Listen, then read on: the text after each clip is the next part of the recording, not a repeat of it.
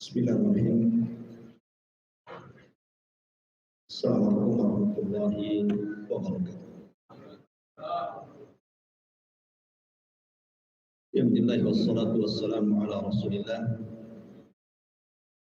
wa ala alihi wa sahbihi wa mawalah wa la hawla wa la quwwata illa billahi wa ba'd. Alhamdulillah, di malam hari ini kembali kita bisa duduk di Masjid Muhajirin. Salawat dan salam kita hadiahkan kepada Rasul kita Nabi besar Muhammad sallallahu alaihi wa ala alihi wasallam.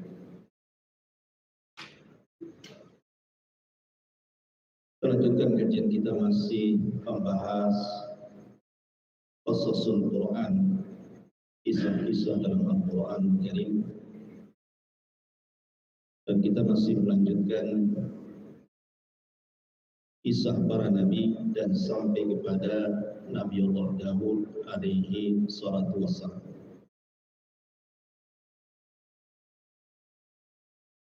Ketika Al-Quranul Karim hampir sepertiganya bicara tentang kisah-kisah para nabi dan umat-umat terdahulu,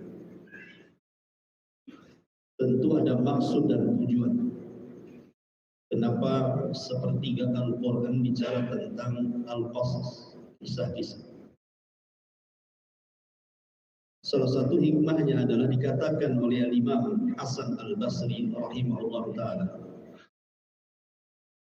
bahwa kisah-kisah dalam Al-Quran itu adalah jundun min junudillah, bisa digunakan sebagai tentara dari tentara-tentara Allah.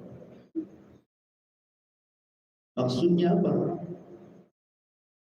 Maksudnya bahwa kisah-kisah itu yang Allah Subhanahu wa ta'ala ceritakan kepada kita dalam Al-Quran bisa digunakan senjata untuk menghadapi kehidupan yang sangat keras itu.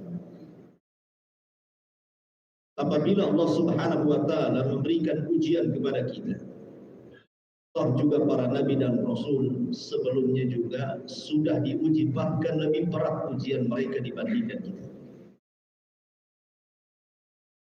Kalau seandainya contoh saja kita diberikan sakit, lebih parah mana sakit Anda dengan sakitnya Nabi Allah Ayub alaihi salatu wassalam. 18 tahun ditinggalkan orang-orang tercintanya, hanya hidup berdua.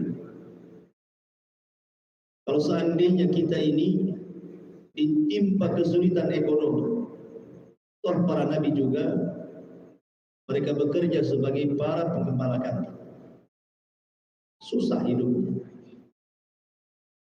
Atau di antara kita ada yang meninggal, mungkin keluarga kita.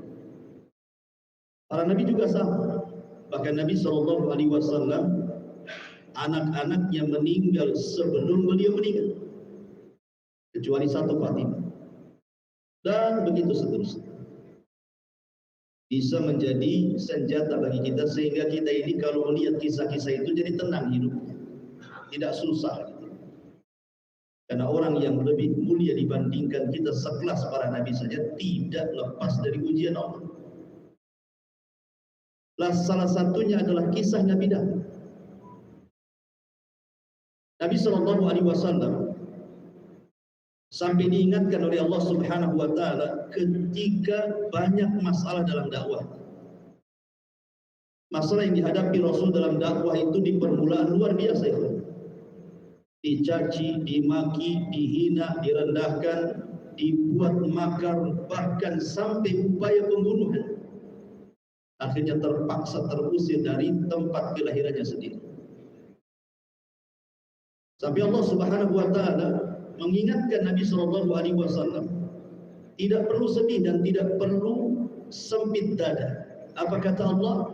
Wasbir ala ma yaqul. Sabar wahai Muhammad terhadap apa yang mereka lontarkan kepada. Karena itu konsekuensi dakwah seperti itu. Setiap para nabi juga mengalami, bukan Rasul kita saja. Bahkan ada nabi-nabi itu yang sampai dibunuh. Seperti Yahya dipenggal kepalanya. kemudian Zakaria digergaji, dan banyak para nabi sampai Allah mengatakan fariqan kadzabtum wa fariqan taqtulun. Ketika Allah mengkhitab kepada orang-orang Yahudi, sebagian nabi kalian dustakan, sebagian nabi kalian bantai. Makanya Allah katakan wasbir ala ma yaqulun wadhkur abdana Dawuda dzal aidi innahu awwab. Dalam surah Shad ayat 17 Allah katakan, sabarlah wahai Muhammad terhadap apa yang orang-orang kafir itu katakan kepadamu. Ingat hamba kami Daud. Ya, Allah Subhanahu wa taala mengingatkan Rasul dengan kisah Nabi Daud. Ingatlah hamba kami. Allah idhafahkan hamba kepada dirinya. Ini namanya idhafatut tasyrif, kemuliaan Nabi Daud. Dzal aidi, dia adalah pemilik kekuatan, innahu awwab, dan dia orang yang senantiasa. Begitu dahsyat ujian saat dakwah kepada mereka. Makanya kenapa kisah-kisah ini dikisahkan dalam Al-Quran? Salah satu faedahnya adalah linuthabbitu bihi fuada, untuk kami tetapkan hatimu supaya tidak goyah, supaya melihat kisah-kisah ini untuk pelajaran kehidupan selama kita menghadapi dunia yang sangat keras, karena dunia ini tidak lepas daripada ujian. Itulah fungsinya kita mempelajari kisah-kisah ini, supaya ada hikmah di baliknya. Ma'asyiral muslimin yang dimuliakan Allah Subhanahu wa taala. Kisah Nabi Daud dicantumkan dalam Al-Qur'an, atau Daud dicantumkan, kalimat Daud dicantumkan dalam Al-Qur'an itu sebanyak 16 kali. Di antaranya disebutkan dalam surah Al-Baqarah 251, An-Nisa 163, Al-Maidah 78, Al-An'am 84, Al-Isra 55, Al-Anbiya 78, Al-Anbiya juga diulang dalam 79-nya, dan banyak dalam surah An-Naml ayat 15, ayat 16, kemudian dalam surah As-Saba juga ayat 10 dan 13, kemudian dalam Shad beberapa kali diulang, dalam 17-nya, dalam 22-nya, dalam 24-nya, termasuk 26 dan 30. Jadi Daud disebutkan 16 kali dalam Al-Quran. Kisah Nabi Daud itu menarik itu, karena Nabi Daud ini satu-satunya nabi plus raja yang Bani Israel tidak memusuhi. Kalau nabi-nabi yang lain dimusuhi. Ya, contohnya Nabi Yahya dibunuh, Nabi Zakaria dibantai, Isa dikepung sampai diangkat ke langit. Tapi satu-satunya nabi yang tidak dimusuhi Bani Israel, bahkan dicintai Bani Israel, bahkan didukung penuh Bani Israel, hanya Daud. Makanya kisahnya mana? Belum lagi Daud itu mendapatkan dua predikat mulia, bukan hanya nabi tapi juga raja. Tidak ada nabi-nabi Bani Israel yang mengumpulkan dua keutamaan, kecuali hanya dua saja, Daud dan anaknya Sulaiman. Selebihnya ya nabi saja, nggak ada jadi raja dari ribuan para nabi. Ma'asyiral muslimin yang dimuliakan Allah Azza wa Jalla. Minggu yang lalu kita sudah singgung sedikit tentang kisah Nabi Daud ketika bercerita tentang perangnya Raja Tolut melawan Jalut.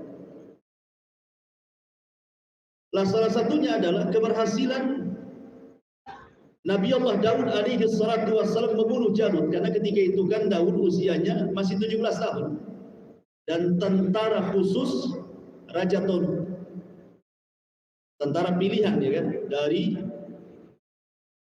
314 yang tersisa sudah saya ceritakan, yang paling muda itu Nabi Daud. Kemudian setelah dia membunuh Raja Jalut, dan Jalut kan sudah mengatakan, kalau kau bisa membunuhku, kuserahkan kekuasaan. Makanya ketika kemudian Nabi Allah Daud berhasil membunuh Jalut, kemudian menikah dengan salah satu putri Tolut. Setelah Tolut tiada, maka dialah yang mewarisi kekuasaan Tolut dan menggabungkan dengan kekuasaan Jalut. Makanya besar kekuasaan Daud ini. Luar biasa Nabi Allah Daud alaihi salatu wassalam. Ma'asyiral muslimin yang dimuliakan Allah Azza wa Jalla, ketika itu belum jadi nabi. Diangkatnya beliau jadi nabi itu setelah menikah dengan salah satu putri Tolong. Maka Allah mengatakan wa atainahu al-hikmah, kami berikan dia hikmah, artinya kenabian. Sejak itulah dia jadi nabi. Kemudian Talut meninggal, didaulat jadi raja. Itulah dua nikmat yang Allah karuniakan kepada Daud, nabi plus raja. Kita mulai dari surah An-Naml ayat 15. Allah Subhanahu wa taala berfirman, "Wa laqad atayna Dawuda wa Sulaimana 'ilma." Wa qala alhamdulillahilladzi faddalana ala katsirin min ibadihil mu'minin. Dan sungguh kami telah berikan kepada Nabi Daud dan Nabi Sulaiman ilmu, pengetahuan yang luas, kecerdasan yang hebat. Kemudian mereka pun bersyukur akan karunia itu dan mengatakan alhamdulillahilladzi faddalana ala katsirin min ibadihil mu'minin.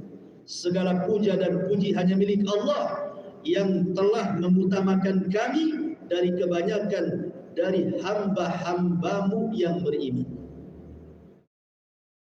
Ketika para ulama memberikan catatan kepada ayat ini, ada 8 catatan. Nikmat apa yang Allah karuniakan kepada Daud itu?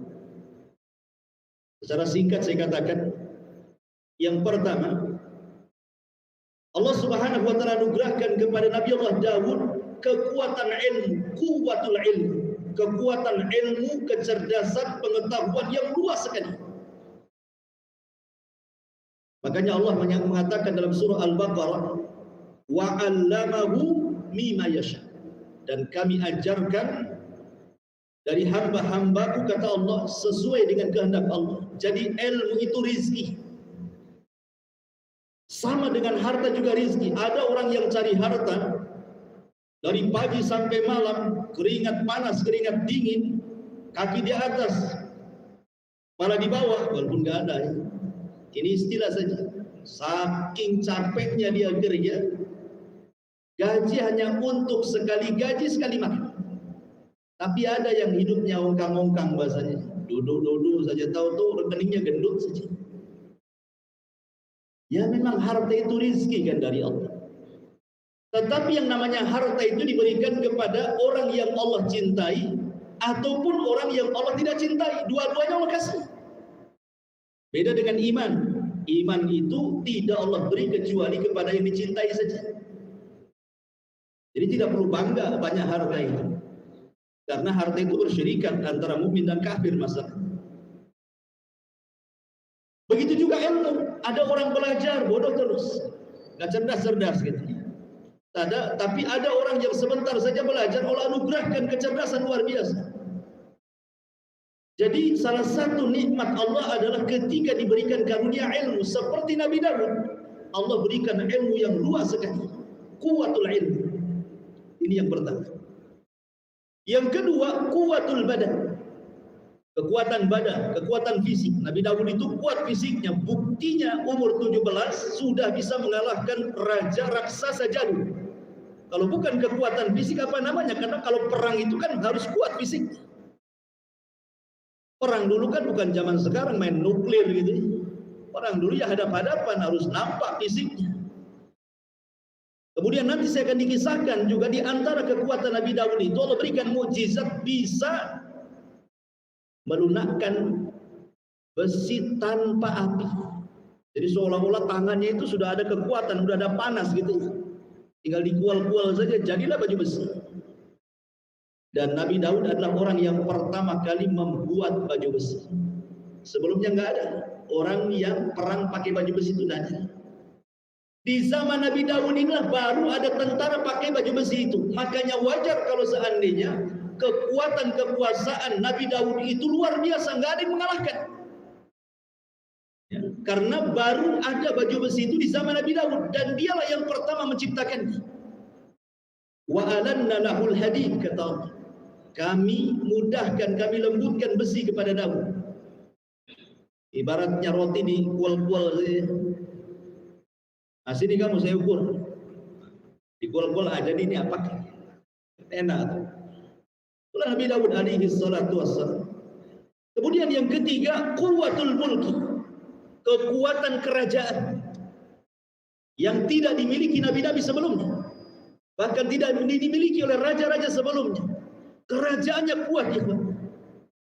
Apa alasannya? Ini nasihat kepada para pemimpin.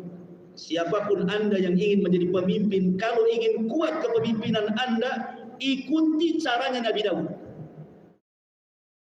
Ada 3 perkara kenapa kekuatan Nabi Daud itu luar biasa kekerajaan. 1, karena kekuatan pasukan. Betul-betul tentaranya kuat, dididik, tentaranya tidak terkalahkan. Ini yang pertama. Tapi tentu ini tidak begitu penting kan itu.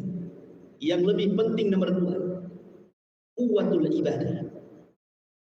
Nabi Daud itu dianugerahkan memiliki kekuatan ibadah. Kekuatan ibadah yang luar biasa. Kalau malam tidak pernah berhenti qiyamul lail. Kalau siang tidak berhenti puasa, 1 hari puasa, 1 hari tidak, 1 hari puasa, 1 hari tidak. Begitu sampai dia wafat. Makanya kalau ada puasa 1 hari puasa, 1 hari tidak, itulah disebut puasa Daud. Dan kalau malam Nabi Daud tidur separuh malam, kemudian dia bangun sholat malam, nanti 1/6 malam dia tidur untuk biar kekuatan badannya bisa digunakan untuk siangnya, untuk masyarakat. Makanya nanti saya ceritakan Nabi Daud itu membagi hari menjadi 3. 1 hari untuk beribadah, tidak boleh diganggu, sampai keluarganya pun tidak boleh ganggu. 1 hari untuk memutuskan putusan, siapapun Bani Israel yang punya masalah datang. Dan dia cerdas, tidak ada satupun masalah kecuali selesaikan. Kemudian 1 hari lagi baru dia datang ke rakyatnya, apa yang dihajatkan kalian, apa yang kurang dari kalian, apa yang perlu dari kalian, langsung disiapkan. Nabi Daud.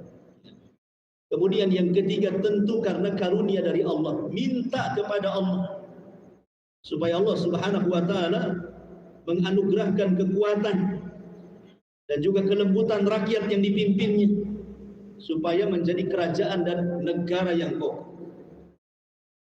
Karena kecerdasan dunia saja tidak cukup. Betapa banyak negara-negara kuat, Uni Soviet tumbang juga. Kenapa?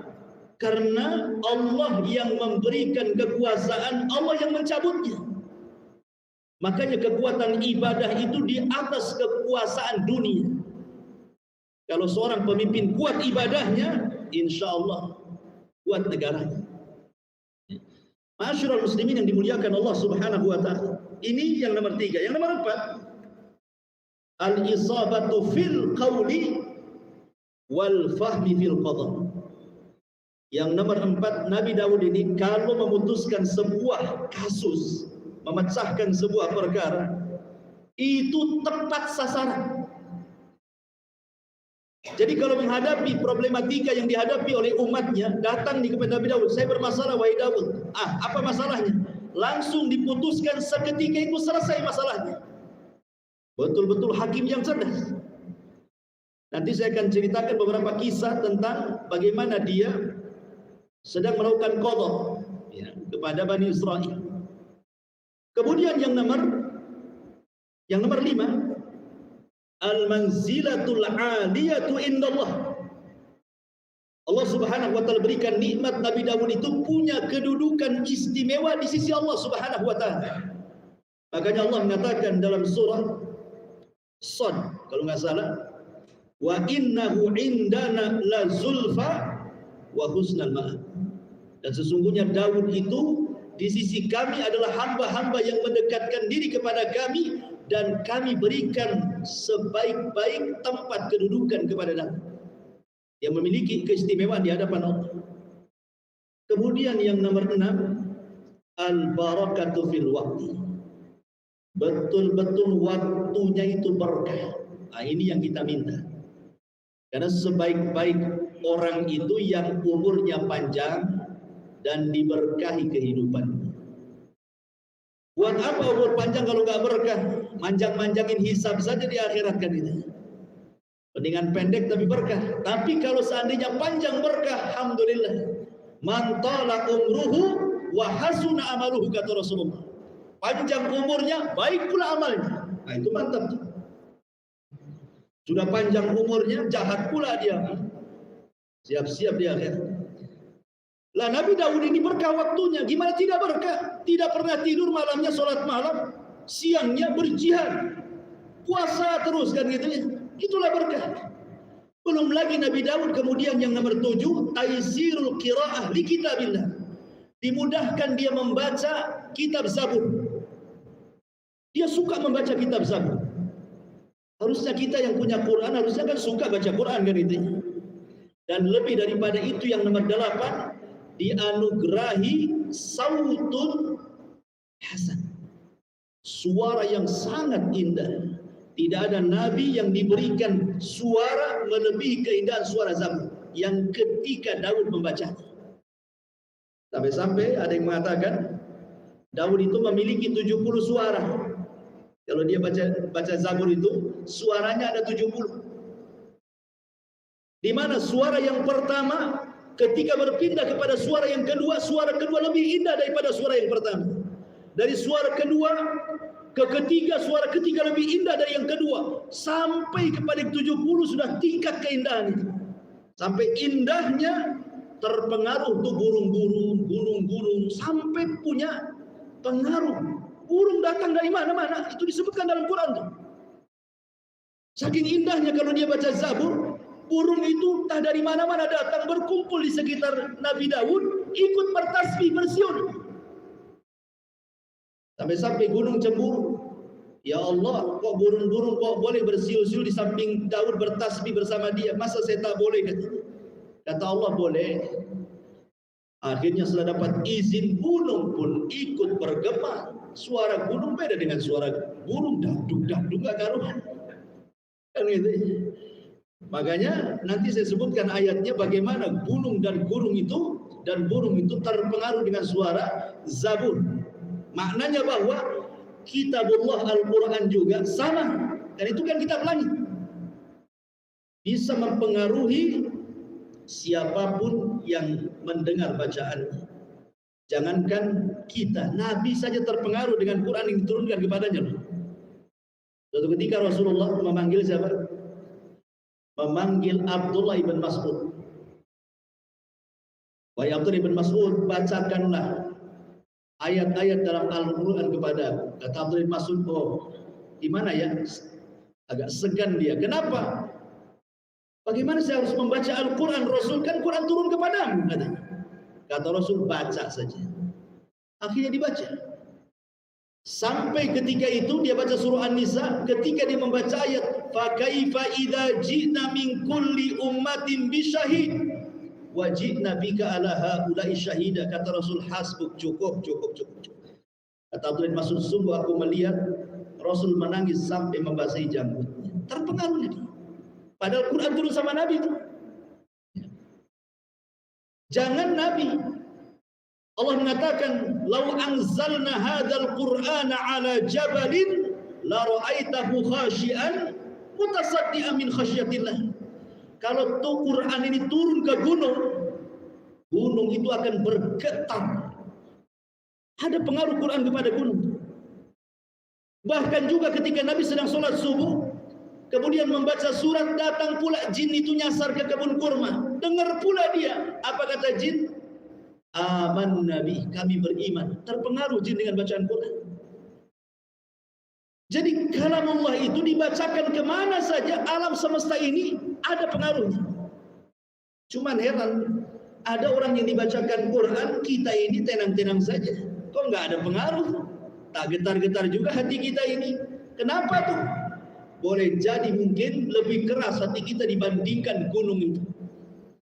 Dan Allah mengatakan dzumma qasat qulub. Kemudian mengeraslah hati kalian. bahkan lebih keras dibandingkan batu.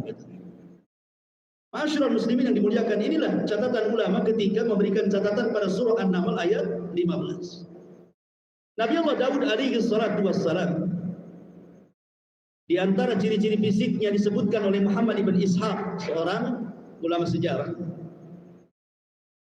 dari Wahab ibn Munabbih, kana Daud alaihi salatu wassalam qasiran. Daud itu orangnya pendek, tidak tinggi. Kemudian azraq al-ainain, biru kedua matanya.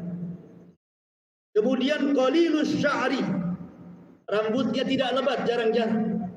Tetapi tahirul qalbi wa naqi, hatinya bersih sekali. Ini yang paling penting, karena Allah tidak pernah memandang fisik. Allah itu hanya memandang hati dan amalan saja. Innallaha la yanzuru ila suwarikum wala ila amwalikum walakin yanzuru ila qulubikum wa a'malikum. Allah tidak memandang fisik kalian, harta kalian, yang Allah pandang itu hati dan juga amal kalian.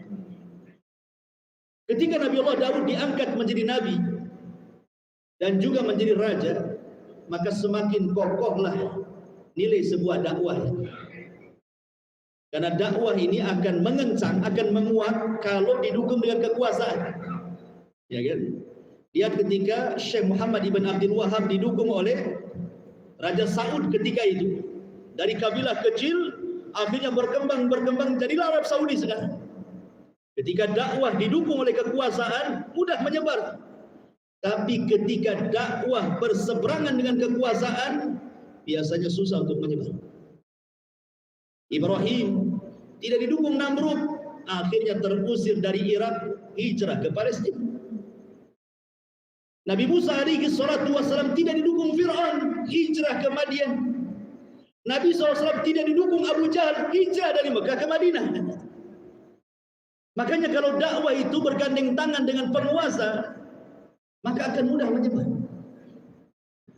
Dan beruntunglah seorang penguasa kalau bergandeng tangan dengan ulama, selamat dia hidupnya.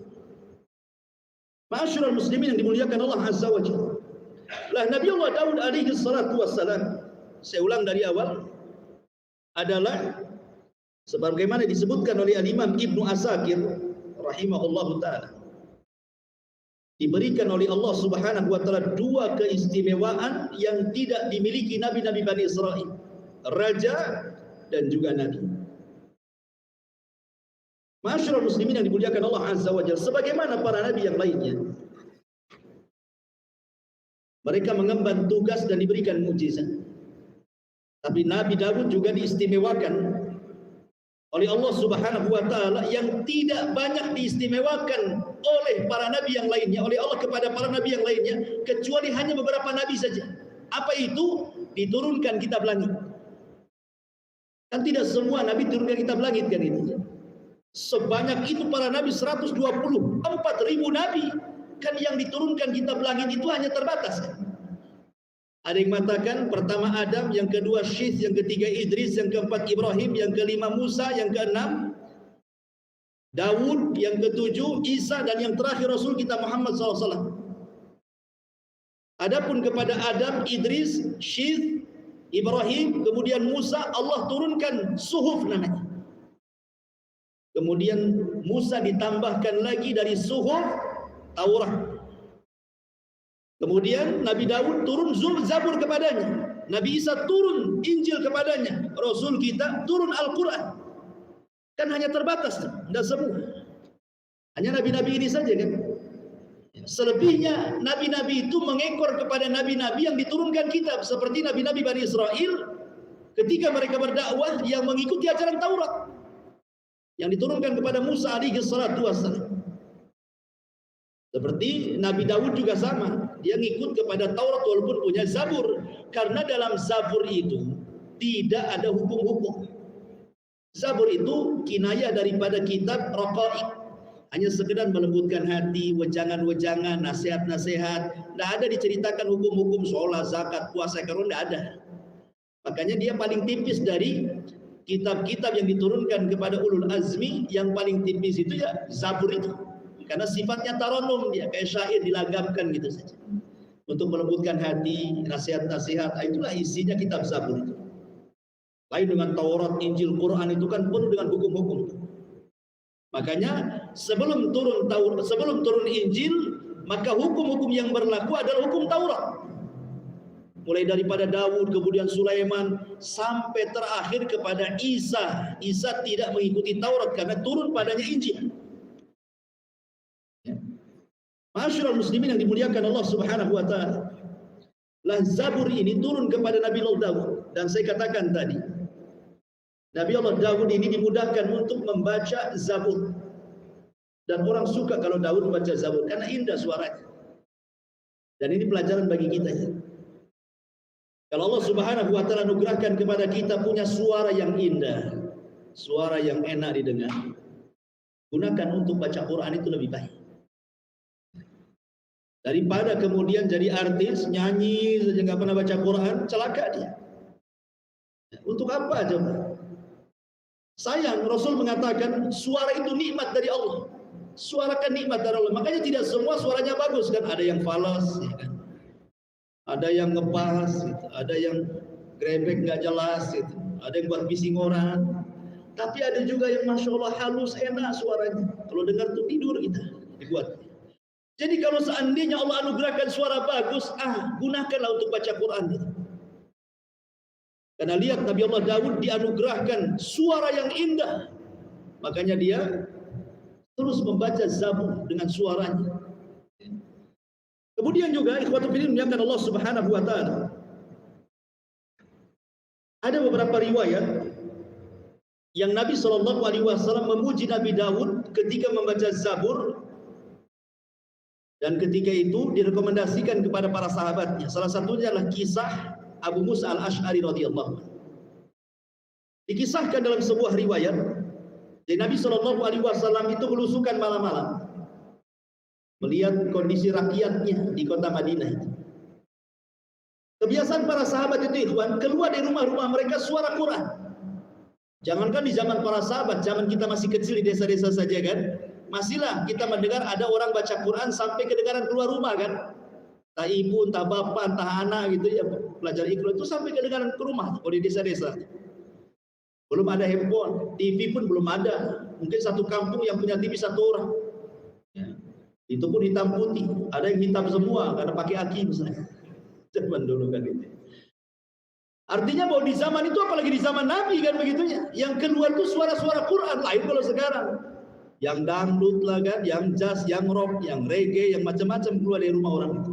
Yang lagi bertengkar ya macam-macam.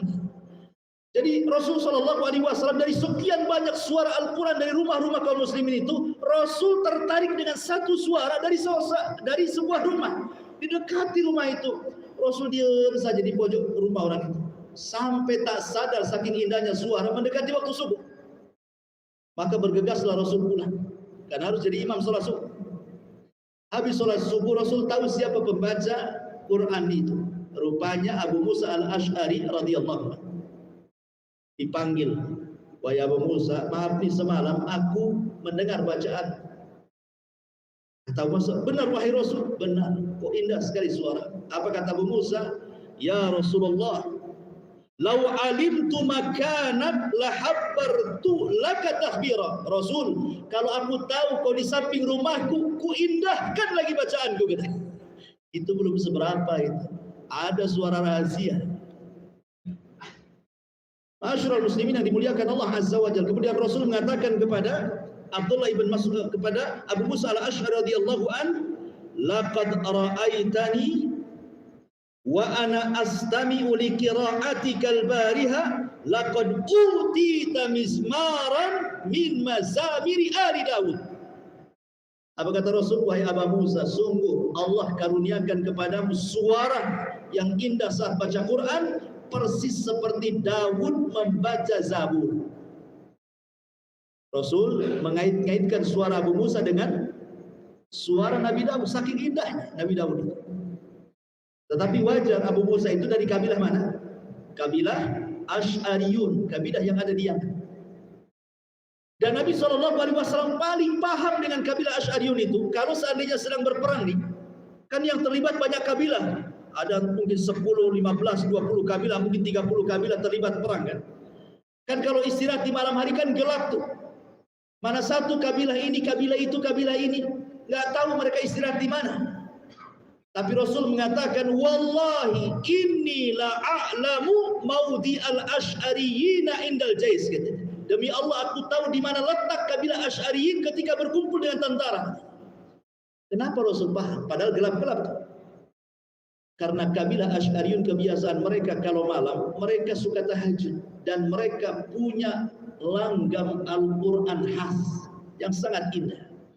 Ya Rasul tahu Asy'ariyun dari situ. Sedang baca Quran mereka di sana.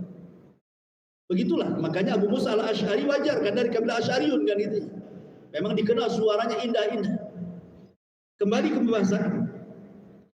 Lah Nabi Allah Daud alaihi salatu wasallam Allah katakan dalam surah As-Saba ayat 10. Walaqad ataina Dauda minna fadla. Dan sungguh telah kami berikan kepada Daud karunia yang banyak dari kami. Nabi Allah Daud alaihi salatu wassalam diberikan karunia kekuasaan yang luar biasa. Tadi saya sudah katakan bukan hanya tentaranya kuat, tapi juga dicintai Bani Israel. Tidak ada satupun Bani Israel yang berani kepada Daud. Justru mereka senang. Betul-betul puas mereka dipimpin oleh Daud sekaligus dia nabi mereka.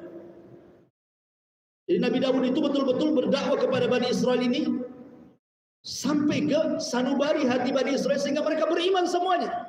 Makanya dalam kerajaan Nabi Daud itu luar biasa kenikmatan dilimpahkan oleh Allah Azza wa Jalla. Itulah firman Allah Azza wa Jalla, "Walau anna ahlal qura amanu wattaqau la fatahna 'alaihim barakatin minas sama'i wal ardh." Kalau seandainya sebuah negeri itu beriman dan bertakwa, kami hujani dengan berkah dari langit dan dari bumi. Tapi kalau seandainya sebuah negara itu banyak dustanya kepada Allah, ya wajar gempa sana, tsunami sini, puting beliung sana, gitu ya, banjir sini, macam-macam. Ustaz, itu kan hanya alam saja. Gempa itu mungkin lempengan, bergeser, makanya gempa. Secara teori ya. Tetapi Allah yang mengatakan dalam Al-Quran, ma asabah min musibatin fabima kasabat aydikum wa ya'fu an katsir. Tidaklah satu musibah ditimpakan oleh Allah kecuali karena maksiat tangan kalian. Itu Allah yang mengatakan. Jadi ada bagian maksiat di situ. Makanya musibah kemudian didatangkan kepada mereka. Untuk apa coba musibah itu didatangkan? Di ayat yang Allah mengatakan la'allahum yarji'un, agar mereka kembali. Itu diingatkan tuh sama Allah tuh. Agar kembali. Makanya kenapa kemarin kita terjadi gerhana? Kita terjadi gerhana, alhamdulillah kita sholat. Sering saya ingatkan, biasanya kalau habis gerhana terjadi musibah di mana-mana. Karena gerhana itu bukan hanya peristiwa alam semata, Ikhwan. Gerhana itu satu tanda yang Allah kirim kepada kita, kata Rasul, liyukhawwifa bihi ibadah, untuk menakut-nakuti hambanya. Takut nggak ditakut-takuti itu? Masalahnya ditakut-takuti, tak takut pula dia masalahnya. Harusnya kalau habis gerhana ditakut-takuti itu ya, yang nggak sholat rajin sholat, yang nggak baca Quran rajin baca Quran, yang tadinya durhaka kepada orang tua minta maaf sama orang tuanya, dan begitu seterusnya kan, supaya yang tadinya Allah mau timpakan musibah itu tak jadi. Seperti kisahnya siapa? Kaumnya Nabi Yunus. Yunus berdakwah kepada kaumnya Nainawa di Irak, nggak ada yang beriman. Marah dia. Awas saja kalian, tunggu 3 hari, azab Allah menimpa kalian. Yunus pun pergi, padahal belum dapat izin dari Allah. Ketika Nabi Yunus sudah tidak ada, terasalah tanda-tanda musibah itu akan turun kepada orang-orang Nainawa. Kemudian mereka pun menyesal akan kehilangan Nabi Yunus yang pergi. Mereka pun bertobat semuanya. Nabi Yunus tidak tahu kalau kaumnya sudah tobat semuanya itu. Akhirnya Allah angkat lagi azabnya, gak jadi. Tapi Nabi Yunus kan sudah pergi. Zaman itu tidak ada HP. Kalau ada HP kan tinggal udah turun belum azabnya. Nggak ada. Mana tahu Tahu-tahu Nabi Yunus diuji oleh Allah, belum disuruh meninggalkan kaum, ini meninggalkan kaum. Terpaksalah dia harus terlempar di tengah-tengah lautan.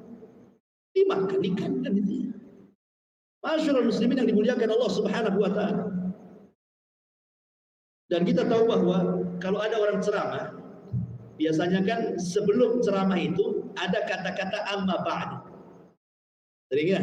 Biasanya khotib Jumat, biasanya setelah memberikan muqaddimah innal hamdalillah atau mungkin alhamdulillah wassalatu wassalamu ala rasulillah, nanti biasanya muqaddimah itu diakhiri dengan kalimat amma ba'du. Siapa yang pertama kali mengucapkan amma ba'du itu?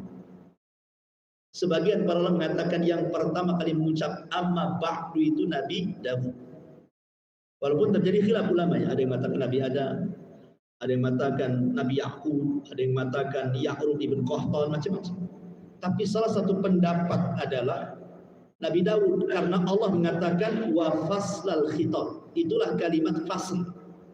Ya, pemisah untuk masuk ke materi. Makanya amma ba'd. Nabi Daud lah yang pertama kali mengucapkan kalimat amma ba'd. Dan jadi syariat bagi kita setiap penceramah mesti amma ba'du kan. Bukan ceramah saja, orang pidato juga amma ba'du juga. Baik, masyaallah muslimin yang dimuliakan Allah Azza wa Jalla. Di antara mukjizat-mukjizat yang Allah anugerahkan kepada Nabi Allah Daud alaihi salatu wassalam, tadi sudah saya singgung secara singkat di permulaan. Dalam surah As-Saba ayat 10-11 Allah katakan, "Wa laqad ataina Dawuda minna fadla ya jibalu awwi bima'ahu wat-tayr wa alanna lahul hadid ani'mal sabighati wa qaddir fis sardi wa'malu salihan inni bima ta'maluna basir." Dan sungguh telah kami berikan kepada Daud karunia yang banyak dari kami. Kemudian Allah berfirman, wahai gunung-gunung, wahai burung-burung, bertasbihlah berulang-ulang bersama Daud. Dan kami telah melunakkan besi untuknya. Buatlah baju besi yang besar-besar dan ukurlah anyamannya. Dan kerjakanlah kebajikan, sungguh aku maha melihat apa yang kalian kerjakan. Di sini ada beberapa mukjizat yang Allah cantumkan dalam surah As-Saba 10 dan 11 ini. Yang pertama, Allah buat gunung dan burung-burung itu tunduk. Ada sebagian ahli tafsir mengatakan bahwa Nabi Daud itu paham bahasa gunung dan paham bahasa burung. Dan itu dinukilkan oleh sebagian ulama tafsir bahwa yang dimaksud kalimat bahwa Allah tundukkan kepada Nabi Daud gunung dan burung itu maksudnya Nabi Daud paham bahasa mereka. Makanya kemudian ilmu ini turun kepada Nabi Sulaiman kan gitu. Nabi Sulaiman pun dianugerahkan seperti itu, paham bahasa binatang kan itu. Bahkan lebih hebat lagi daripada bapaknya. Tapi ada yang mengatakan bahwa maksudnya gunung dan burung itu bertasbih seperti yang saya katakan di awal. Jadi kalau Nabi Daud ini baca Zabur, indah sekali suaranya. Burung-burung datang dari mana-mana ikut berkicau. Saking indahnya, sampai kalah suara burung. Kalau kita kan kita kalah sama burung. Ini burung kalah sama suara Nabi Allah Daud. Makanya mereka ikut menikmati. Sampai ada kisah ini Israiliyat ya. Ya bisa diterima, bisa tidak. Israiliyat ini kan kalau bahasa masakan itu bumbu untuk memperlezat kisah gitu ya. Dia bumbu saja. Tetap patokan kita Quran Sunnah. Kalau ada kisah-kisah Israiliyat itu hanya memperlezat cerita saja sebenarnya. Jadi saking khusyuknya itu burung-burung tuh mendengarkan suara Nabi Allah Daud ketika membaca Zabur sampai lupa makan, lupa minum, kemudian jatuh mati. Saking khusyuknya. Kayak anak main PlayStation, dari pagi sampai sore nggak makan, nggak minum, tahan dia di depan PlayStation. Kan begitu ya. Khusyuk, kayak orang pacaran. Ya, anak-anak muda yang pacaran itu di kebun tuh walaupun nyamuk segede-gede gajah itu khusyuk aja dia. Karena kalau keluar sedikit ada terang takut pula nampak orang.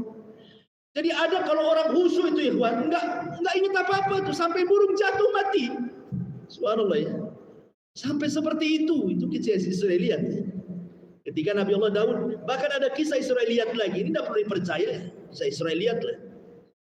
Tetapi sekali lagi Rasul mengatakan apa?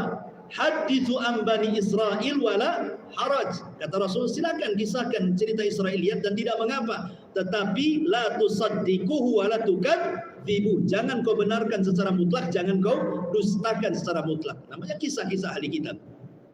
Kalau mendukung Quran Sunnah ya kita benarkan, kalau tidak mendukung ya tinggalkanlah, selesai. Jadi ketika Nabi Daud ini baca Zabur, suara burung makin kencang, suara gunung apalagi.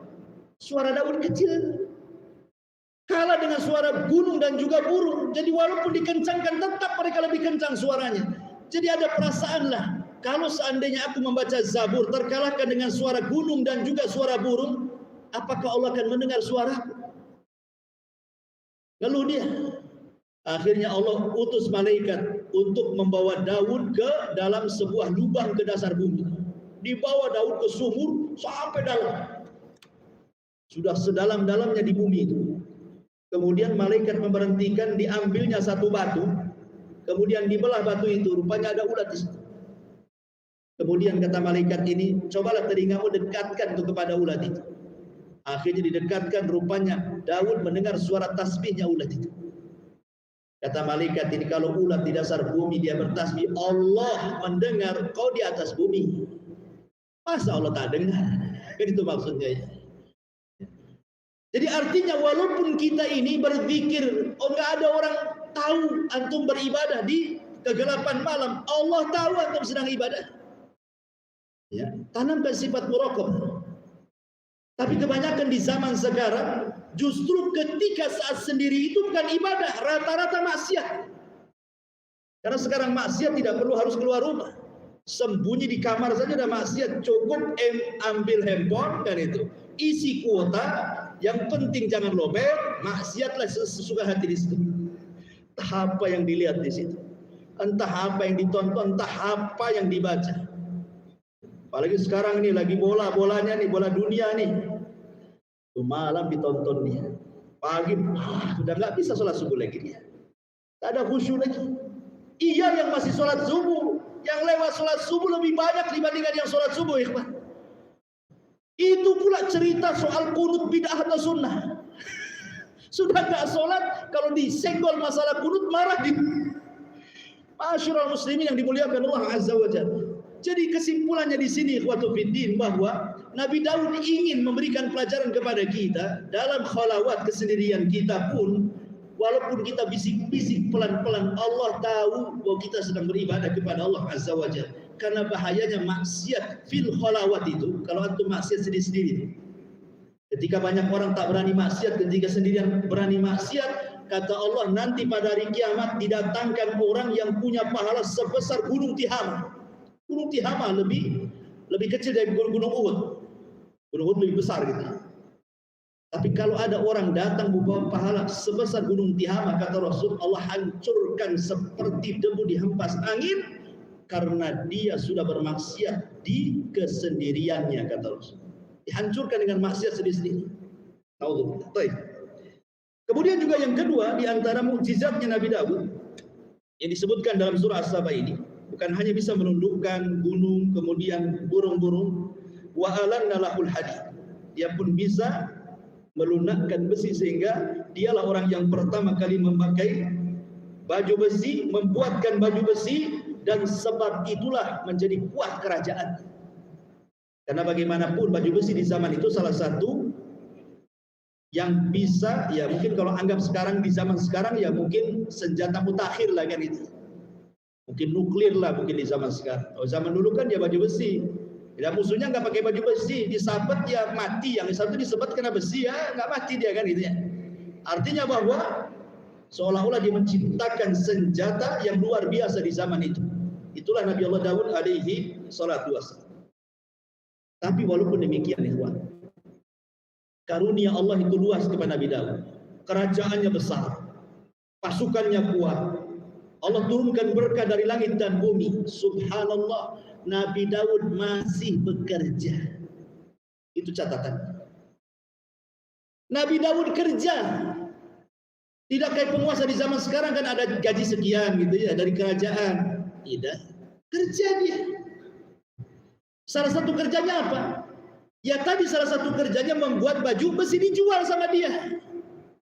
Itulah pekerjaannya Nabi Daud, membuat baju besi. Dan itulah para nabi kerja. Nabi Ibrahim jual baju, beli baju di pasar sana, jual pasar situ. Itu kerjanya Nabi Ibrahim. Nabi Zakaria Najjar. Najjar itu apa? Mebel bahasa kita. Bukan buat lemari, kursi, itu mebel. Itulah Najjar, Nabi Zakaria. Rasulullah gembala kambing. Sampai ada istilah min ra'il ghanam ila riayatil ummah. Mulai dari menggembala kambing jadilah dia pemimpin umat. Jadi para nabi itu bekerja. Makanya Nabi SAW mengatakan anna atyaba ma akala ar-rajulu min kasbihi wa anna nabiyallah Daud kana ya'kulu min kasbi yadihi. Sebaik-baiknya apa yang dimakan seseorang itu adalah hasil kerja keringatnya. Dan sesungguhnya Nabi Daud alaihi salatu wassalam, beliau makan hasil dari keringatnya sendiri. Dia tidak digaji, padahal kekuasaannya luas. Dia bisa minta upeti kalian mana? Bisa. Tapi tidak diambil. Tidak dilakukannya. Dia kerja, dia jual baju-baju besi itu. Jadi duit, itulah pekerjaan Nabi Daud. Makanya selalu dicontohkan di Nabi SAW, ma'akala ahadun ta'aman qad khairan min an ya'kula min amal yadi wa inna nabiyallah Daud alaihi salam kana ya'kul min amal yadi. Tidak ada seseorang yang memakan satu makanan pun yang jauh lebih baik yang dimasukkan ke perutnya dari memakan hasil usaha tangannya sendiri. Karena Nabiullah Daud memakan makanan dari usaha tangannya sendiri. Sekarang ini heran, ada anak yang antum sekolahkan dari SD, SMP, SMA, S1, S2 dokter.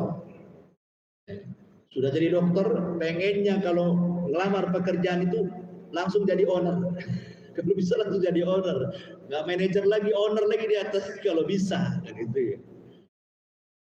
Ketika dia ngelamar kerja sana sini, nggak ditolak, nggak bisa jadi owner, nggak bisa jadi manajer, nggak bisa jadi staf, akhirnya nganggur. Padahal di depan dia bisa lah jadi helper bangunan, di depan dia bisa jadi gojek, di depan dia bisa tukang beca, atau mungkin jual es, atau mungkin jual, nggak mau. Masa dokter jual es? Alasannya begitu ya. S2 tak bisa jadi helper bangunan, saya di kantor. Kadang-kadang orang berpikir seperti itu. Akhirnya apa? Sudah S2 masih menyusahkan orang tua. Bu, Pak, kirimlah. Masih juga tuh anak-anak mahasiswa. Sudah selesai dari kampus saja masih minta sama orang tuanya. Masyaallah muslimin yang dimuliakan Allah Azza wa Jalla. Lihat, kalau kita lihat di sini hadis ini luar biasa faedahnya. Kita dilatih kemandirian. Itulah Islam. Islam itu sudah dilatih. Makanya lihat di zaman para sahabat Nabi SAW, bahkan Rasul sendiri menjadi percontohan. 12 tahun dia sudah menggembala kambing, hasilnya bantu makan pamannya Abu Thalib dan keluarganya. 12 tahun loh ya, Rasul gembala kambing, upahnya untuk makan paman dan juga anak-anaknya, plus juga dia di situ. Itu 12 tahun. Kalau sekarang anak SD kelas 6, ya kan? Terkadang adalah di YouTube atau mungkin di televisi, ada anak kecil sudah jadi pemulung. Itu karena, ya mungkin karena nggak ada siapa-siapa kan dia. Atau yang ngajari bapaknya suruh nongkrong di lampu merah. Tetapi kan aneh kalau orang sudah dewasa, ya sudah kuliah kan, artinya sudah cerdas dia kan itu. Harusnya kan tertanam itu kemandirian. Karena Islam itu mengajarkan mandiri. Ini enggak, masih mak, Pak, tolong kirim ini apa ini? Masyaallah muslimin yang dimuliakan Allah Azza wa Jalla. Dan di sini Rasul katakan khairan, itu sebaik-baik makan. Sebaik-baik makan. Dan Nabi Allah Daud alaihi salatu wasallam sangat bersyukur kepada Allah. Makanya tadi di ayat pertama di muqaddimah dia mengatakan apa? Alhamdulillahilladzi faddalana ala katsirin min ibadihil mu'minin. Dia bersyukur. Makanya wajar Nabi Sulaiman turun, namanya anak itu tidak jauh-jauh dari bapaknya. Ketika Allah Subhanahu wa taala karuniakan kepada Sulaiman yang jauh lebih hebat lagi dibanding bapaknya. Sampai-sampai Nabi Sulaiman mengatakan, "Ya Allah, kerajaan yang kumiliki ini jangan pernah kau kuasakan kepada orang setelah dan sebelumku. Cukup aku saja." Sulaiman mengatakan apa? hadza min fadli rabbi liyabluwani aashkuru an akfur. Semua nikmat yang dianugerahkan kepadaku ini adalah semua karunia Allah untuk menguji aku, bisa nggak aku syukur ataukah aku kufur, kata Sulaiman. Orang sekaya Sulaiman, sehebat Sulaiman, masih menasabkan kenikmatan kepada pemilik nikmat. Ketika datang Ratu Balkis, ya, hadiah dari Ratu Balkis, dia kan nyurati Ratu Balkis suruh beriman. Akhirnya dibalas sama Ratu Balkis, saya tengok nih, yang kirim surat itu betul seorang nabi atau hanya raja-raja yang menjajah hanya ingin dunia saja. Kirim hadiah banyak-banyak. Dikirim hadiah banyak-banyak sama Ratu Balkis. Apa kata Nabi Allah Sulaiman? Ma'atani Allah khair mimma ata. Apa yang Allah berikan kepadaku jauh lebih baik dibandingkan apa yang kau kirim wahai Balkis, katanya. Sulaiman tidak mengatakan apa yang kumiliki, kerajaan yang kupunya lebih baik dibandingkan kerajaanmu. Tidak, Sulaiman tidak mengatakan seperti itu. Sulaiman tetap mengatakan apa yang Allah kasih lebih baik. Ini diajari apa? Tawadhu namanya, ya. Sekecil apapun nikmat, nasabkan itu kepada Allah. Apalagi besar, nasabkan itu kepada Allah. Jangan seperti Qarun, yang ketika datang petugas zakat mengatakan, apa kata Qarun? Innama utitu min ilmin indi. Enak saja kau datang. Ini kekayaan karena aku cerdas, bukan dari Allah, katanya. Dia nasabkan kepada dirinya, sombong. Yang terjadi apa? Fakhasafna bihi wa bidaril ardh. Kami tenggelamkan si Qarun dan semua kekayaannya, jadilah harta Qarun sampai sekarang. Nemu dompet harta Qarun, bunyi harta Qarun. Ya, saking kayanya, tapi Allah sia-siakan kekayaannya karena tidak bersyukur. Masyarul muslimin, kemudian juga kelebihan Nabi Daud adalah disebutkan dalam surah Sad-nya ayat 17 sampai 20. Allah mengatakan wadhkur abdana Daud dzal aidi innahu awwab inna sakharnal jibala ayat yang lainnya wasbir ala ma yaquluna wadhkur abdana Daud dzal aid innahu awwab inna sakharnal jibala ma'hu yusabbihna bil ashi wal isyraq wat-tayra mahsuratun kullu lahu awwab wasyaddadna, di sini wasyaddadna mulkahu wa atainahu al-hikmata wa faslal khitab. Dan kami berikan kepada Daud kerajaan yang kuat. Kemudian kami berikan kepada Daud kebijaksanaan dan mampu memutuskan perkara seadil-adilnya. Baik, kita akan cerita karena waktu juga, ya, tentang, sebenarnya masih banyak, kita langsung singkat saja. Bagaimana Nabi Daud ketika menjadi seorang hakim.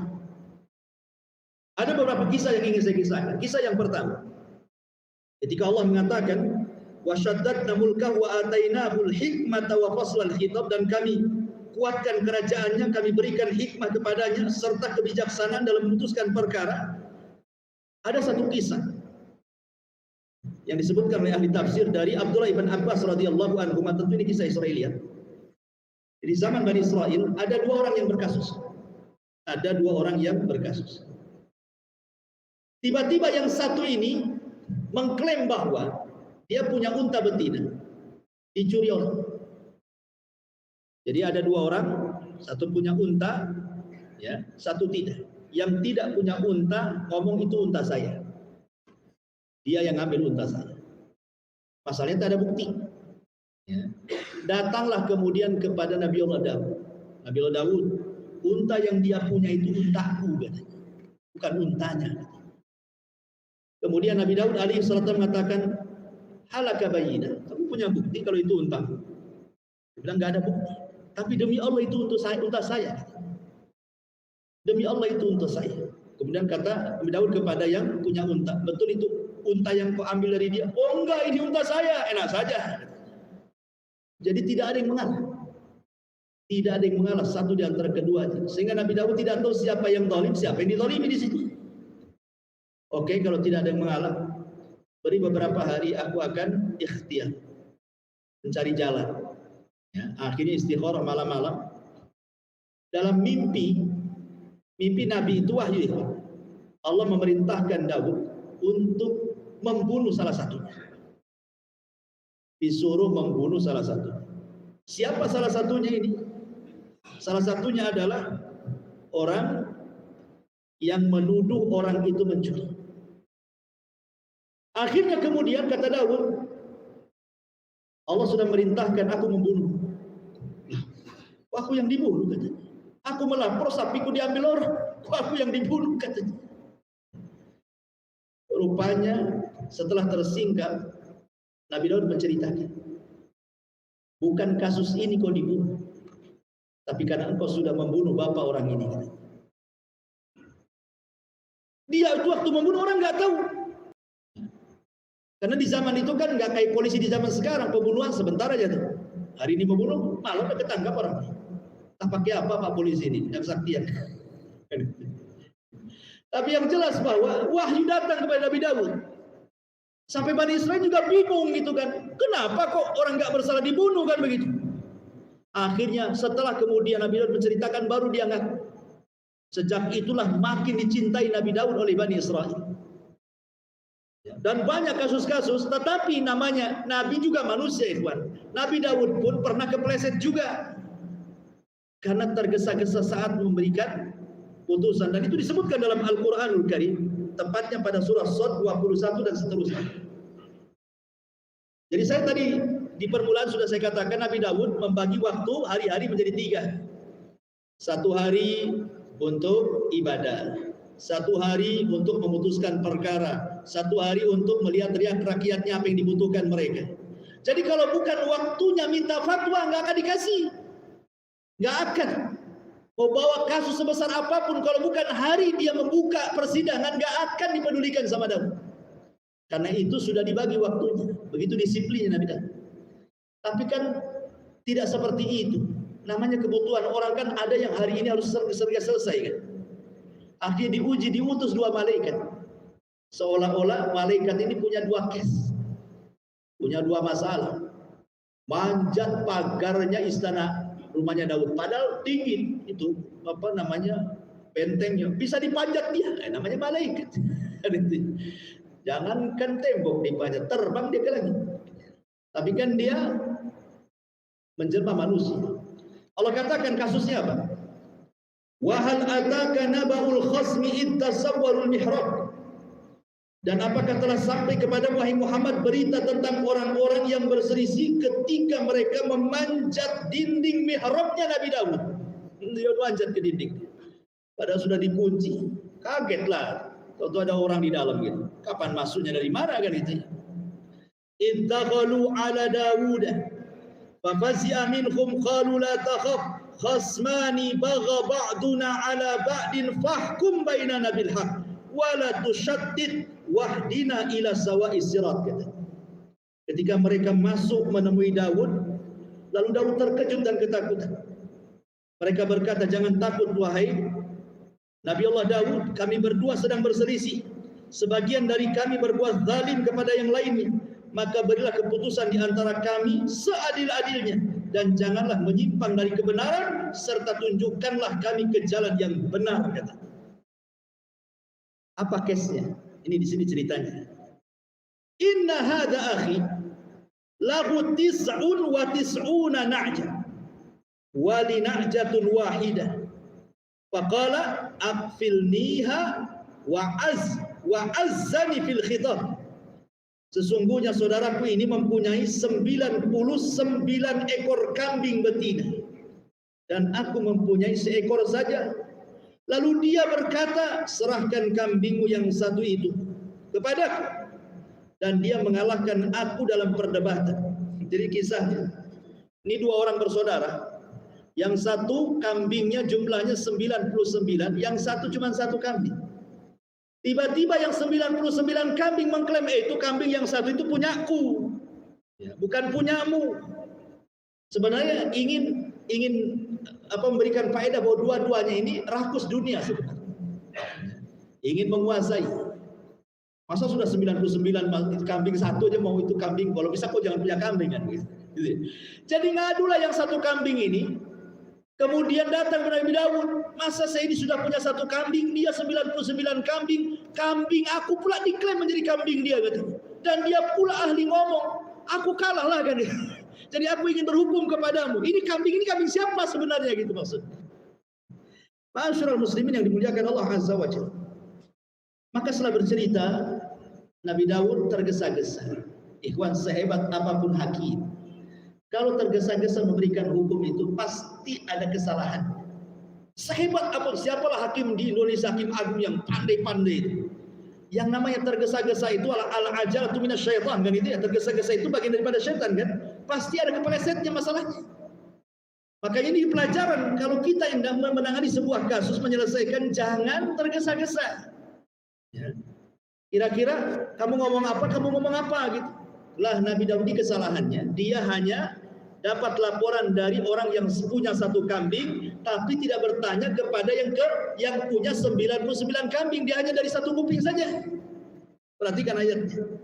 Qala laqad zalamaka bisu'ali na'jatika ila ni'aji wa inna katsiran minal khulata la yabghi ba'duhum ala ba'din illa alladziina aamanu wa 'amilus shalihat wa qalilum ma hum wa dhanna Daud annama fatannahu fastaghfara rabbahu wa kharra raki'an wa anab.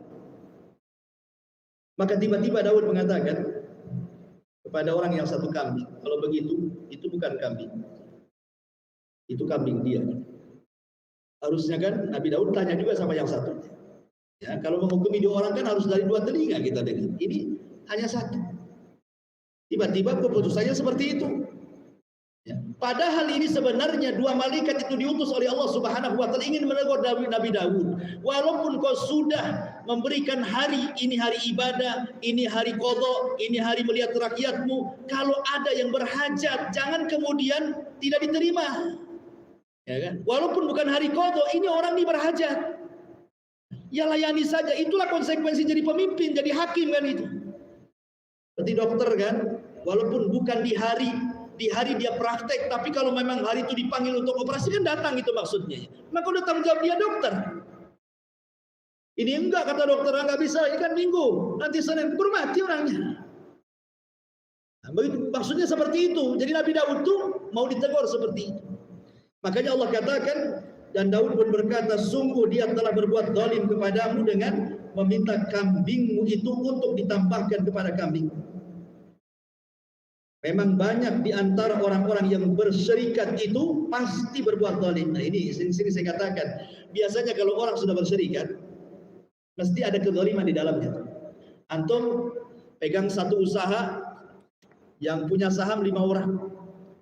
Ini modal sekian persen untung. Itu nanti di tengah jalan tuh, awalnya saja semangat, di tengah jalan ada tuh yang zalim, ada yang dizalimi biasa. Dan Allah mengatakan wa inna katsiran minal khulata la yabghi ba'dukum ba'd. Kebanyakan orang berserikat itu saling zalim di situ. Kecuali orang yang dirahmati. Tapi umumnya orang berserikat itu zalim, makanya banyak orang yang enggak mau usaha berserikat. Enggak mau lah, nanti masalah di jalan kan begitu ya. Jadi akhirnya kemudian Nabi Daud alaihi salatu wassalam menyalahkan orang yang 99 itu. Padahal dia belum ngomong, sudah disalahkan duluan. Akhirnya Allah katakan bahwa kedua malaikat itu datang untuk menguji sebenarnya. Jangan tergesa-gesa ngasih keputusan. Maka dengan salah keputusan itu menyesal seumur hidup Nabi Daud.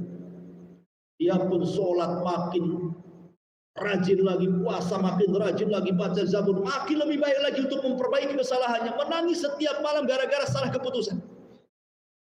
Ada nggak hakim-hakim yang seperti itu? Yang ada malah disogok, kalau menang senang dia. Kan gitu ya hakim-hakim zaman sekarang kan. Menangkan kasus, nggak apa-apa, wani piro, nah, selesai. Nggak peduli putusannya dosa nggak dosa, yang jelas wani pironya itu. Ma'asyiral muslimin yang dimuliakan Allah Subhanahu wa taala. Ini kisah yang lain. Ada perbedaan fatwa antara Nabi Daud dengan Nabi Sulaiman anaknya. Jadi ada kasus Nabi Daud menangani, kemudian Nabi Sulaiman pun menangani, beda fatwa. Satu kasus beda fatwa antara bapak dan anak. Disebutkan di dalam surah Al-Anbiya ayat 78.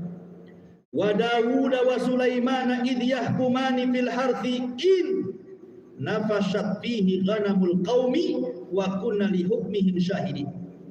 Dan ingatlah ketika Daud dan Sulaiman ketika keduanya memberikan keputusan mengenai ladang, karena ladang itu dirusak oleh kambing-kambing milik kaumnya, dan kami menyaksikan keputusan yang diberikan oleh mereka. Jadi kasusnya begini, antum punya kebun, saya punya kambing. Namanya kambing nggak punya otak. Masuk ke kebun antum, dirusaknya kebun antum. Ya habisinya ladang antum, habis dimakan. Kamu pemilik kebun. Ini yang salah orang yang punya kambing atau kambingnya? Kambing kan gak berakal kan itu. Lapor kepada Nabi Daud. Nabi Daud di mana? Kebun saya rusak dengan kambingnya. Di mana ini? Ya. Akhirnya kemudian Nabi Daud memutuskan agar pemilik kambing memberikan kambing-kambing kepada pemilik kebun dengan jumlah kerusakan yang dibuatnya. Ini kebun berapa? Kalau di total berapa nih? Oh, ini modal saya 100 juta nih. Ini kambing harganya berapa? 200 juta. Berarti separuh kambing kasih dia. Nah, gitu maksud. Akhirnya selesai, sudah enggak ada masalah. Datang Nabi Allah Sulaiman. Mengatakan, boleh enggak saya memberikan saran, kata Nabi Sulaiman. Nabi Daud senang lah kan itu. Namanya anaknya. Nah, menurut kamu gimana?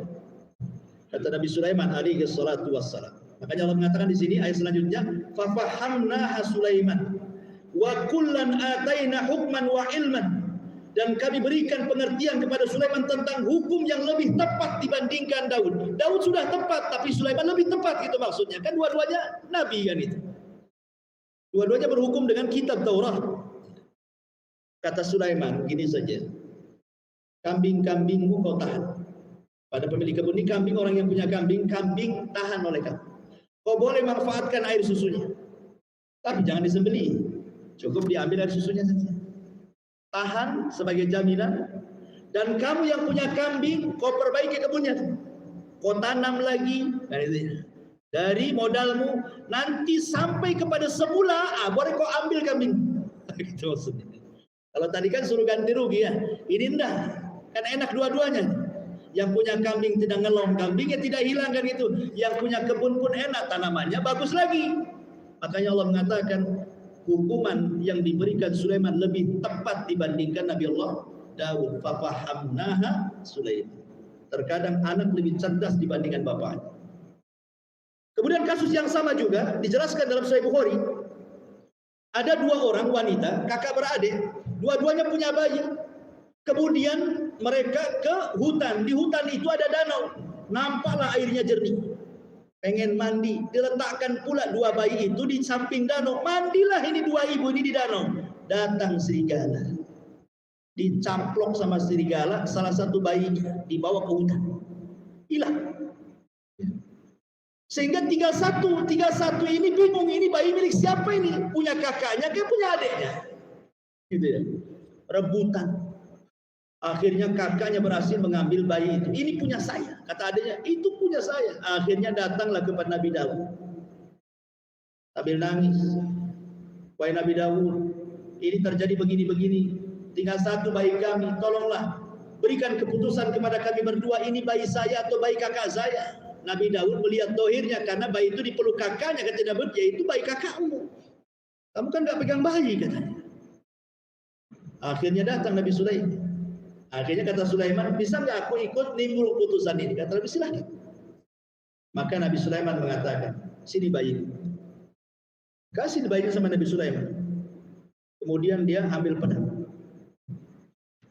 Gimana kalau saya putus jadi dua bayi ini? Dari pusar ke bawah, aku ambil. Dari pusar ke atas, aku ambil. Adil kan? Selesai, bagi dua. Kita bagi dua bayi. Supaya jangan ribut kan. Akhirnya adiknya menjerit dan mengatakan, ya Nabi Allah, daripada kau bunuh bayi itu, tidak apa-apa, kasihkan aja ke kakak saya. Saya nggak mau. Kata Sulaiman, berarti bayi itu milik kakak. Karena kakaknya diam saja.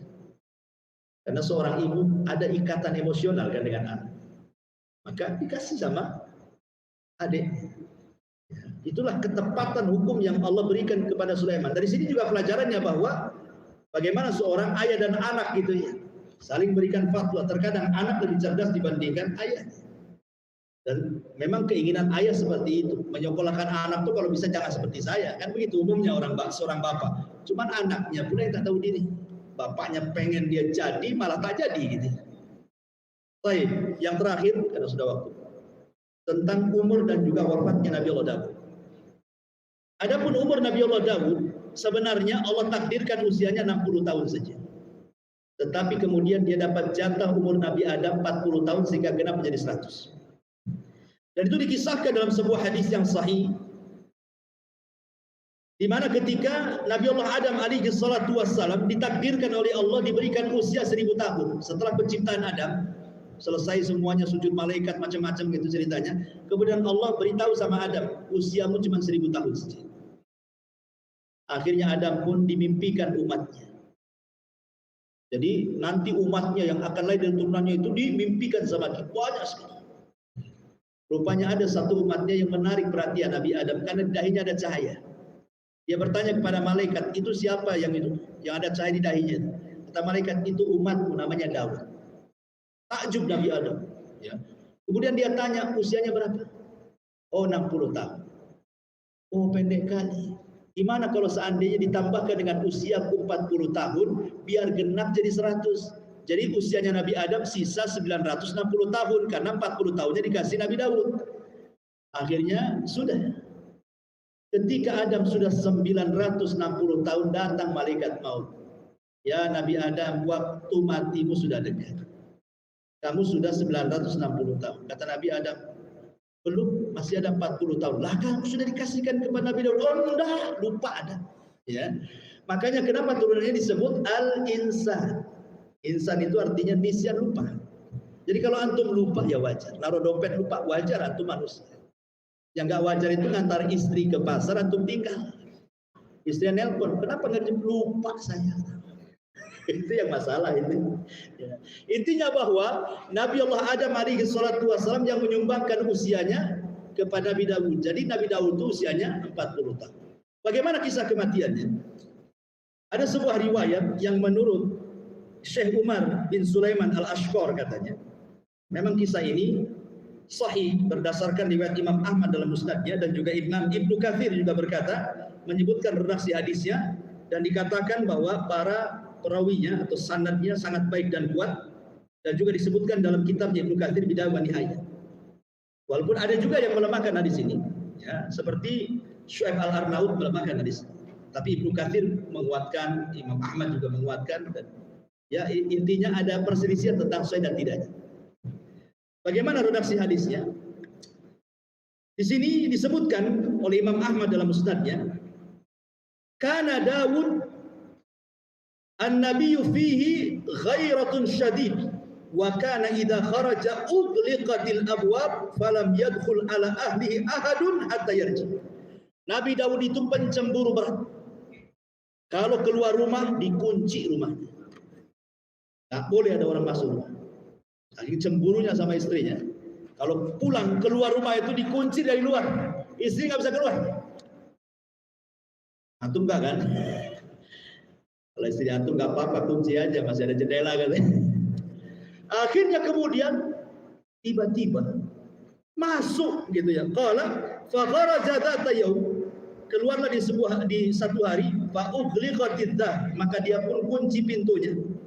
Fa aqbalat imra'atu tatalliu ila dari. Fa idza rajulun qa'imun wasatad dar. Tiba-tiba ada orang masuk dari mana? Sudah ada dalam rumah. Menjeritlah istri Nabi Daud ini. Daud baru pergi, datang dia. Rupanya di dalam rumah ada orang. Kunci pintu dikunci, jendela terkunci. Bisa dari mana dia masuk nih? Masuk dia. Rupanya ada orang di tengah-tengah rumah. Kemudian Nabi Daud bertanya, siapa anda? Berani kali kau masuk? Maka tiba-tiba orang ini mengatakan, ana alladzi la ahabul muluk wa la yamtani'uni minnil hujjab. Aku adalah orang yang tidak takut sama siapapun. Sama raja aku nggak takut. Sama kamu aku nggak takut. Sama siapapun aku nggak takut, katanya. Berani sekali orang ini ngomong begitu. Tapi Daud cerdas. Apa kata Daud? Ya. Idzan anta malakul maut. Kalau begitu kau malaikat maut ya. Langsung tebak gitu ya. Kalau gitu kau malaikat maut. Iya, saya malaikat maut. Mau apa? Gitu. Ya enggak gitulah bahasanya. Jadi ini bahasa saya saja. Faqala, dia mengatakan, anta wallahi idzan malakul maut. Kalau begitu engkau malaikat maut, kata. Marhaban bi amrillah, selamat datang dengan perintah Allah. Faramala Daud makan haitsu qubidatir ruhu hatta faraga min sya'b. Maka akhirnya kemudian Nabi Allah pun Daud dicabut nyawanya seketika itu, ya. Kemudian wa tala'at alaihi syamsu, ketika Nabi Allah Daud alaihi salatu wassalam kemudian sudah dicabut nyawanya, maka ketika itu matahari pun terbit. Kemudian Sulaiman berkata kepada burung-burung, naungilah jasad bapakku Daud. Datang dari burung mana-mana menggelapkan langit. Dinaungi kayak orang gerhana itu, burung. Ya. Kemudian setelah kemudian burung menaungi dari langit jasadnya Nabi Allah Daud alaihi salatu wassalam, maka Sulaiman mengatakan kepada burung itu, genggamlah sayap demi sayap kalian. Jangan sampai kalian terpisah sehingga jasad bapakku terkena matahari. Genggam. Ya, suruh gini saking sayap-sayapnya. Ya. Ini kisah kematian Nabi Allah Daud, dan ketika dia meninggal maka semua Bani Israel sedih. Dan ribuan manusia mendoakan Nabi Allah Daud karena memang gimana, dicintai dia. Pemimpin kalau dicintai itu pasti dirindukan rakyatnya. Tapi kalau pemimpin yang dibenci, dipuas-puaskan. Alhamdulillah, mati saja katanya. Ya. Itu kan dibenci, ya kan? Kalau dicintai semua nangis. Semua nangis mendoakan Nabi Allah Daud alaihi salatu wassalam. Inilah kisah daripada Nabi Allah Daud alaihi salatu wassalam dan manfaatnya. Subhanallahi wa bihamdika asyhadu an la ilaha illa anta astaghfiruka wa atubu ilaik. Allah ta'ala. Assalamualaikum warahmatullahi wabarakatuh.